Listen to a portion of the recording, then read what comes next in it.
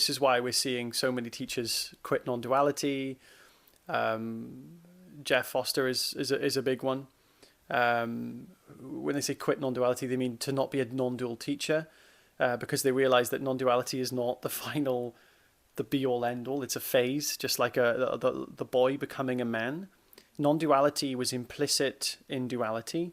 Non-duality will be implicit on the rest of the path. But the point where we're all focusing on is a phase. And it's necessary to mature from that phase. And most people have fixated on non-duality as the final part of the process when it's not. And the reason why we say that is because non-duality is taught as this ultimatum. There is nothing that exists. There is no self. There's just pure being, absolute, and that's it. And it completely discredits duality. It completely discredits an individual.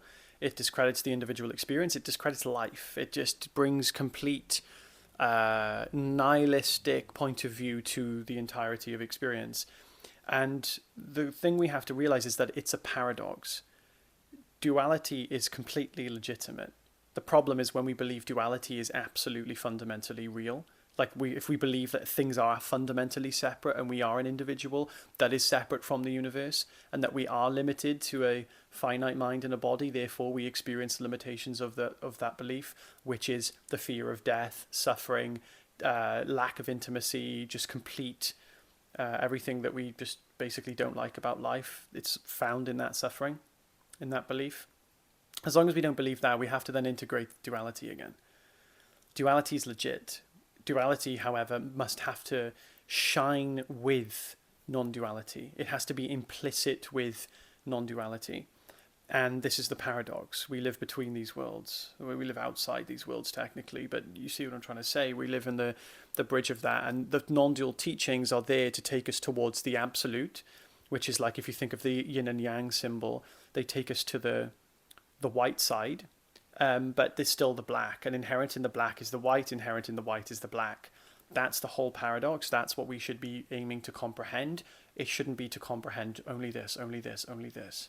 It's like we go from I'm not this, not this, not this, to I'm just this, just this, just this, and now I'm all of this, all of this, all of this. That's really the path that we're taking. But people think that there's another step. This is what people commonly think.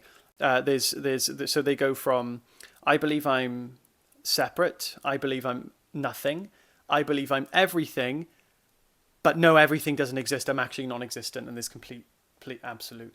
That's not necessarily the final step. It is an ultimate point of view, but a point of view is a point of view. It's not the goal is not to have a continuous point of view of the fact that technically speaking there is just absolute non-existence. That's obviously not the goal, because then inherent in saying that is existence, and inherent in existence is reality, which is what we're experiencing. So we cannot say one thing without implicitly implying another. And this is the paradox that we're in. So non-duality is the phase where we recognize that there is an absolute, pristine, formless, existing being, which is not a being in an individual sense, but a grand formless consciousness that is the source of everything. In other words, God. And God is everything. And then we say, well, nothing then exists. It's just God. That's true. However, we still experience a reality that we have created that has the birds and bees and the flowers and the trees, right?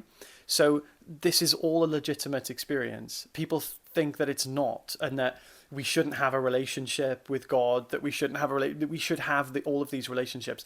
It's completely legitimate. It's an integrated, mature understanding to take the absolute into the relative and actually give the relative and the individual experience a legitimate, purposeful experience. People get stuck with doing that. They think that's not the way, and they think if they do that, they've slipped away from the path. Absolutely not. It's not a complete awakening unless it includes the entire yin and yang symbol of the black and the white. People think the black side, representing individuality and the world, is ignorance. It's not. It's not ignorant to see and perceive a dual reality. That's a completely legitimate way to see the world. If we didn't see the world as dual, we wouldn't be able to type on a keyboard. We wouldn't be able to have conversations. We wouldn't be able to think of thoughts. Because a thought is a word that implies a structure of duality. In other words, a word points to one specific thing and not everything all at once. You see? So we're here to fully be intelligent, autonomous, free, and individual. That's what we're doing. Individuality is like the finite expression of the fact there is only one thing.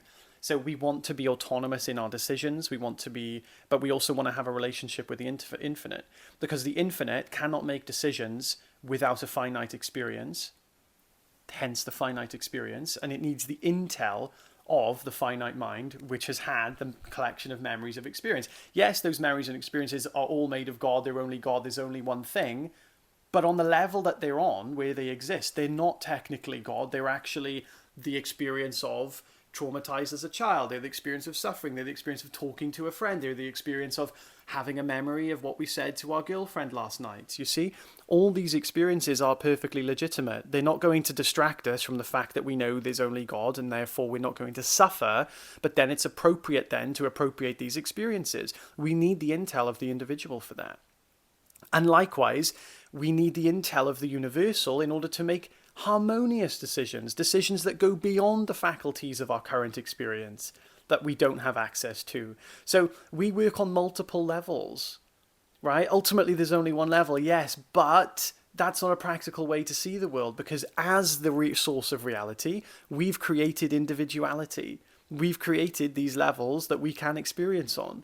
So people think the last thing they should be having is a relationship with God when they know that there's only one thing and they are God. Absolutely. We need to be God. We need to make decisions as God. But as God, we've created a relationship with ourselves, which is the best of both worlds. So we can have the freedom to make decisions as an individual and to have an individual life and to enjoy that, and therefore have relationships and do it with someone, while knowing that we're not going to be facing the consequences for our mistakes on that ultimate level, like infinite condemnation for making mistakes. We're already forgiven. We don't have to suffer, and therefore we're free to make mistakes as the individual so that we can learn and have a freer experience. We just want deeper levels of freedom. We can't have deeper levels of freedom if we give our autonomy to the universe. No, it's just God doing it. I'm not doing it. We are God. So we have to take credit and responsibility and accountability. Yet, we just don't suffer the mistakes. But we still take responsibility. So we want this freedom. We don't just want to be the puppet. We want to be God. That's what we are. So as God, we don't just say, I am the God. We just appropriate, I am also a human being. And that's what I'm experiencing right now. So as God, I will make these decisions as the individual to have a completely harmonious, fun, freeing experience for myself and everybody else who's having an experience. So we have to see that paradox. And that's how we integrate this understanding. That's how we have the best life possible. The best life isn't found rejecting reality. It isn't found completely bypassing all personal responsibility because the universe said to do it. That's not what we're here to do. If you are intrigued by what I'm sharing, I have a free community. The link is in the description. I'd love to see you guys there. There's meditations every week, guidance, everything that you need completely for free. I'd love to see you there. Have a beautiful day, guys. Take care.